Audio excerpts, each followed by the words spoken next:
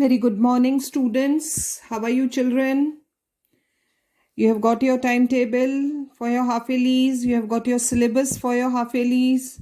I hope you have started going through your chapters once again, revising your notes, and completing your work. So, continuing with our course for half yearlies, you're also going to get this chapter. So, let's begin. Manufacturing industries.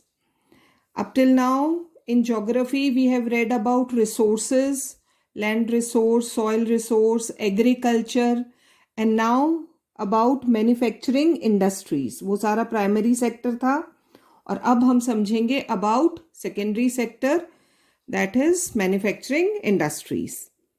Production of goods in large quantity after processing from raw materials to make valuable products is called manufacturing. Underline कर लो ये.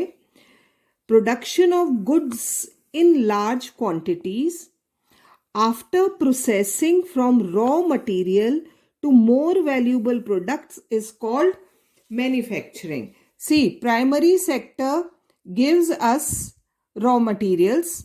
वहाँ से हमें raw material मिल रहा है और फिर उस रॉ मटेरियल को प्रोसेस करके हम उन गुड्स में चेंज कर रहे हैं विच वी कैन यूज. तो ये जो चेंज करने का प्रोसेस है children, that is known as manufacturing. Do you know that paper is manufactured from wood, sugar from sugar cane, iron and steel from iron ore and aluminium from bauxite. ये raw materials और finished products. Do you also know that some types of clothes are manufactured from yarn, thread, which itself is an industrial product? So this is that manufacturing, turning raw material into finished product, that is manufacturing. So here we are in this chapter, we'll read about the various industries that we have in India. People employed in the secondary activities manufacture the primary materials into finished goods. The workers employed in steel factories, car, breweries, textile industries, bakeries fall in this category. ये सब वो लोग हैं जो finished goods का production कर रहे हैं from raw material. For some people are employed in providing service. In this chapter, service तो service sector, tertiary sector है, वो तो हम next lesson पढ़ेंगे. But this is that industrial lesson जिसमें हम सेकेंडरी सेक्टर को एक्सप्लेन करेंगे. In this chapter we are mainly concern with manufacturing industries which fall in the secondary sector, और यहाँ हम इंडिया का सेकेंडरी सेक्टर डिस्कस करेंगे. The economic strength of a country is measured by the development of manufacturing industries. Remember, हमने developed और developing countries का difference समझा था. What are developed countries and which are developing countries? तो वो ये sector लाता है बच्चों. The countries which have primary sector dominant, that is developing countries, and the countries which have dominant secondary sector, they are known as developed countries. So if you want that India should become a developed country, we need to develop more of our manufacturing sector or secondary sector. ये एक बहुत बड़ा difference है between developing and developed countries. So manufacturing sector or secondary sector should be strong in the country. Now the importance of manufacturing. ये points हैं और ये question generally board में आता है बच्चों. What is the importance of manufacturing or secondary sector? Why do we need it? Manufacturing sector is considered as the backbone of the development in general and economic development in particular, है ना? Because without manufacturing sector, the development of the country is not at all possible. तो इसे country के economic development का backbone माना जाता है. क्यों माना जाता है? Here are the points. Manufacturing industries not only help in modernizing agriculture, सबसे पहले तो वो क्या करते हैं? Modernize करते हैं agriculture को. Which forms the backbone of our economy. कैसे हुआ ये? मॉडर्नाइजिंग एग्रीकल्चर, क्योंकि जितने भी इम्प्लीमेंट्स हैं, फार्म इम्प्लीमेंट्स हैं, फर्टिलाइजर्स है, पेस्टिसाइड्स है, मिन्योर है, they are all being made in manufacturing industries. They also reduce the heavy dependence of people on agricultural income by providing them jobs in secondary and tertiary sectors. ये हमने economics में discuss किया था that अगर secondary sector नहीं होगा तो पूरा पॉपुलेशन प्रेशर किस पर आएगा? एग्रीकल्चर सेक्टर पर. तो manufacturing industries provide that alternative employment. Industrial development is a precondition for eradication of unemployment and poverty from our country. If we want to remove unemployment and poverty from our country, it's very important to have industries. तभी जाकर country का development होगा, unemployment खत्म होगा, and which will reduce poverty. This was the main philosophy behind public sector industries, government owned by government. इसीलिए India में start किया गया.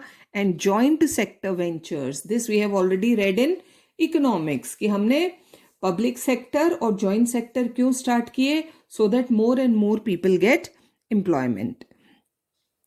It was also aimed at bringing down regional differences. What are disparities? Differences by establishing industries in tribal and backward areas. See, private sector is not going to set up industries in backward areas. तो वो backward areas will always remain backward. So manufacturing industries were set up, public sector industries were set up by the government in those areas to let those areas develop. Export of manufactured good expand trade and commerce, बढ़ाता है हमारे trade को, and brings in much needed foreign exchange. ये तो आपको पता ही है, जब हम गुड्स को एक्सपोर्ट करेंगे, पहले तो मैन्युफैक्चर करेंगे, फिर गुड्स को एक्सपोर्ट करेंगे, which will bring much needed foreign exchange. Countries that transform their raw material into a wide variety of finished goods of higher value are prosperous. वो developed और developing का difference यही तो है. डेवलपिंग कंट्रीज के पास raw material है, agriculture और primary sector, लेकिन क्या करो उस रॉ मटेरियल का when you can not transform them into finished products. And that is the advantage that developed countries have. They have better industries to transform that raw material into finished products. That's why they are prosperous. India's prosperity lies in increasing and diversifying. और India भी prosperous कब हो सकता है? When we increase the number of industries as well as diversify. हर चीज की industry लगानी है. Increase in number of industries का मतलब ये नहीं कि एक ही चीज के 10 लगा दो. 10 इंडस्ट्रीज लगा रहे हो, make 10 different things. That is diversifying its manufacturing industries as quickly as possible. Then only India can develop. So this is the importance of manufacturing. हमें क्यों चाहिए manufacturing sector या industries? Another question, that important question comes, agriculture and industry are not exclusive of each other. ये दो अलग अलग चीजें नहीं है बच्चों. एग्रीकल्चर अलग, इंडस्ट्री अलग, या प्राइमरी सेक्टर अलग, या सेकेंडरी सेक्टर अलग. No, they move hand in hand. Very important thing, दोनों साथ साथ चलते हैं. एक के बिना दूसरा पॉसिबल नहीं है. कैसे? For instance, the agro industries in India have given a major boost to agriculture. Because of agro industries, हमारे यहाँ एग्रीकल्चर डेवलप हुआ है by raising its productivity. मैंने भी आपको समझाया था, so many things that are being used in agriculture are being produced by industries. They depend on the latter.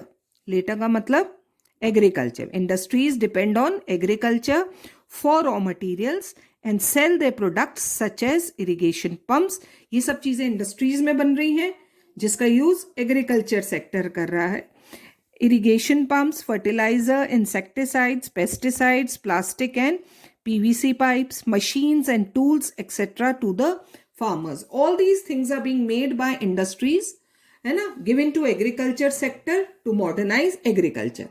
Agriculture produces raw materials that is being used by agro industries. So this is, they go hand in hand or depend on each other. Thus, developed and Development and competitiveness of manufacturing industries has not only assured agriculture, जैसे जैसे manufacturing industries develop हुई है उसमें competitiveness बढ़ी है in increasing their production but also made the production process very efficient. तो जैसे जैसे कंपनीज में कॉम्पिटिटिवनेस बढ़ रही है वैसे वैसे एग्रीकल्चर को बहुत ज्यादा फायदा हो रहा है. In the present day world of globalisation, ये तो हम समझ चुके हैं, our industry needs to be more efficient and competitive. हमने देखा था एमएनसीज का कंपटीशन है, तो you need to be more efficient and competitive. Better production, better quality goods need to be produce. Self sufficiency alone is not enough. सिर्फ अपनी country के हिसाब से प्रोडक्शन कर देना, दैट इज नॉट इनफ कि भाई जितनी इंडिया में जरूरत है हमने प्रोडक्शन कर दिया. No, our manufactured goods must be at par. What is the meaning of at par? Equal in quality, है ना. वो इंटरनेशनल गुड्स के बराबर होने चाहिए with those in the international market. Only then will we be able to compete in the international market. तो हमारे goods वहां तक compete करने के लायक होने चाहिए. Now contribution of industry in national economy. Industrial sector या सेकेंडरी सेक्टर नेशनल इकोनॉमी में कितना कंट्रीब्यूट कर रखा है, ये हम थोड़ा सा जल्दी करेंगे because this we have already read in sectors chapter. वो समवॉट सेम ही है. Over the last 2 decades the share of manufacturing sector has stagnated at 17%. ये हमने इकोनॉमिक्स में भी पढ़ा था, वहां का वहीं रुका हुआ है, इंक्रीज नहीं हुआ है. Out of a total of 27% for the industry. Total contribution of secondary sector is 27% to GDP, जिसमें से 17% है इंडस्ट्रीज का, sorry industries, and 10% mining, quarrying, electricity and gas. तो ये है. तो देखा जाए तो जो 27% कॉन्ट्रीब्यूशन है सेकेंडरी सेक्टर का, उसमें से manufacturing industries are only contributing 17%, which is very, very less. This is much lower in comparison in some South Asian economies. हमारे neighboring countries में are performing much better. वो हमसे आगे हैं इसमें, which is 25 to 35%. See, हमारे ज़्यादातर neighboring countries are not very rich countries or developed countries, but still their manufacturing contribution is much more than what is of India. The trend of growth rate in manufacturing over the last decade has been annual 7% per annum. ये रही है हमारी, which is very less. The desired हमने कितनी सो देखते हैं next decade तक? 12%. And since 2003, manufacturing is once again growing at the rate of 9 to 10% per annum. And if we leave the present year, जहाँ growth rate बिल्कुल negative में चली गई है, हाँ, अगर हम इसको छोड़ दें तो at least there is some development. हमारी ग्रोथ रेट धीरे धीरे बढ़ रही थी, है ना. तो इस प्रेजेंट सर्कमस्टांसेस, प्रेजेंट सिनेरियो को अगर हम छोड़ दें तो थोड़ा सा डेवलपमेंट हो रहा है with appropriate policy intervention. And if we want to achieve that growth rate, जो हमने डिजायर्ड ग्रोथ रेट है हमारी, higher growth rate, if we want to achieve that, तो उसके लिए क्या करना होगा? पहले appropriate policy intervention by the government. सबसे पहले तो government has to make proper policies for the development of manufacturing sector, है ना, to improve productivity. Renewed efforts by the industries. और दूसरा तरीका क्या होगा? Renewed efforts by the industry. One first point, government has to make proper policies, and the second thing, industry itself, जो manufacturing sector है उसे खुद भी कोशिश करनी पड़ेगी. दोनों जब साथ होंगे, इंडस्ट्रीज भी कोशिश करेंगे, गवर्नमेंट प्रॉपर पॉलिसीज बनाएगी, then only we can achieve that required growth rate. Economics predict that manufacturing can achieve its target over the next decade. The national manufacturing, इसको याद कर लेना full form, the national manufacturing competitiveness council has been set up. इसलिए बनाई है government ने, central government has made the national manufacturing competitiveness council in order to achieve that goal of 9 to 12% per annum. Now industrial location, सबसे important चीज होती है बच्चों industrial location. इसका मतलब कहाँ इंडस्ट्री लोकेटेड होगी, कहाँ लगेगी industry. Industrial location are complex in nature. समझना थोड़ा सा डिफिकल्ट है कि भाई इंडस्ट्री कहाँ लगानी है. ऐसे नहीं कि जहाँ जमीन मिली वहाँ इंडस्ट्री लगा दी. So many different factors need to be kept in mind. Industrial locations are complex in nature. These are influenced by, देखो सबसे पहले क्या होना चाहिए, availability of raw material. जिस चीज की इंडस्ट्री लग रही है फिनिश्ड गुड की, it will require continuous supply of raw material, तो वो वहाँ रेगुलरली अवेलेबल होना चाहिए. लेबर, हर इंडस्ट्री में काम करने की लेबर अलग होती है, वो लेबर वहाँ होनी चाहिए. Capital, money, investment easily available होना चाहिए. Power, electricity, good supply of electricity. And market, the thing that is being produced in the industry, उसको सेल करने का मार्केट वहां कितना अवेलेबल है. तो ये कुछ फैक्टर्स हैं. Except it is rarely possible to find all these factors, बहुत मुश्किल से मिलते हैं available at one place. Consequently manufacturing activity tends to locate at the most appropriate place where, तो फिर क्या होगा जब सब नहीं मिलेंगे, तो देखो क्या होगा.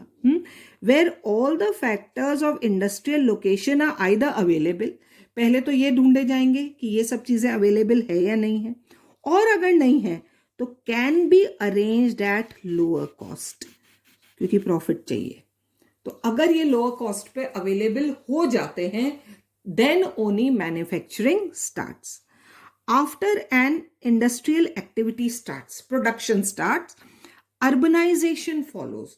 उस एरिया का धीरे धीरे डेवलपमेंट या अर्बनाइजेशन, शहरीकरण होता जाता है. Sometimes industries are located in or near the city.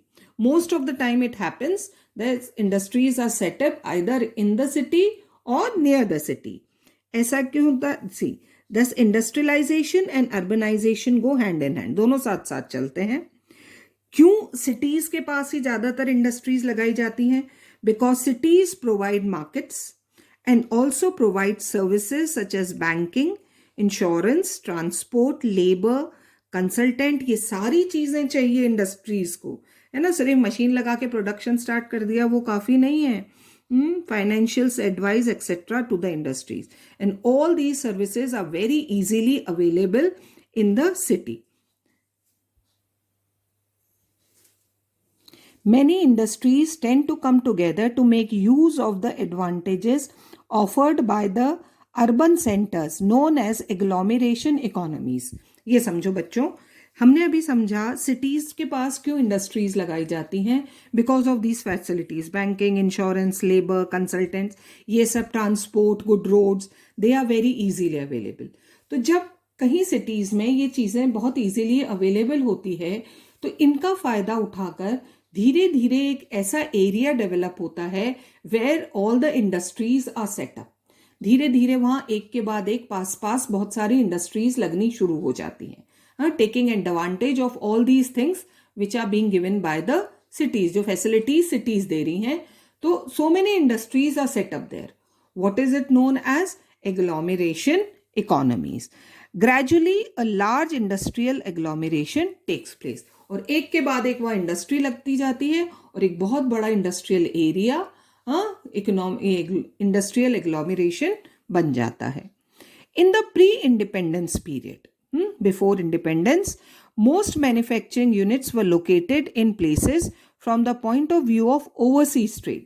ज्यादातर सी पोर्ट के पास जो सिटीज है ना, वहां इंडस्ट्रीज लगती थी so that goods can be exported, such as Mumbai, Kolkata and Chennai. ये कब की बात हो रही है? Before 1947. Consequently, there emerged certain pockets, certain areas of industrially developed urban centers. और क्या हुआ तब? कुछ सिटीज में तो बहुत सारी इंडस्ट्रीज लग गई, तो they became urban centres like Mumbai, Kolkata, Chennai, क्योंकि ये सब सी शोर के पास थी. तो ये सिटीज तो इंडस्ट्रियली डेवलप्ड सिटीज हो गई. Urban centres surrounded by a huge agricultural rural hinterland. और बाकी का जो इंडिया था वो क्या रह गया? Agriculture India, rural hinterland, where no development took place. Industrial development तो एटलीस्ट बिल्कुल भी नहीं था। तो before independence only these 3 or 4 cities which were near the sea shore, जहां से ओवरसीज ट्रेड किया जा सकता था, वहां सारी इंडस्ट्रीज थी। बाकी के इंडिया में कोई इंडस्ट्रीज नहीं थी।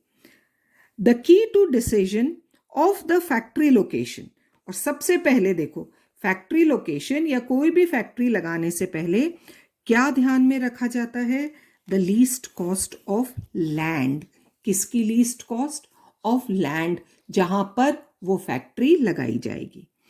फिर आती हैं government policies and specialised labour can also influence the location of the industry. ये 3 चीजें सबसे इंपॉर्टेंट है, least cost of land, government policies and specialized labor that is going to work in that industry, and then any industry is established. So I hope you understood what is the importance of manufacturing, contribution of secondary sector, and how industrial location is find out, कहाँ industry लगाई जाती है और उसके पहले कौन कौन सी चीजों का ध्यान रखा जाता है। So, further classification of industries will start in our next class. Till then, keep reading.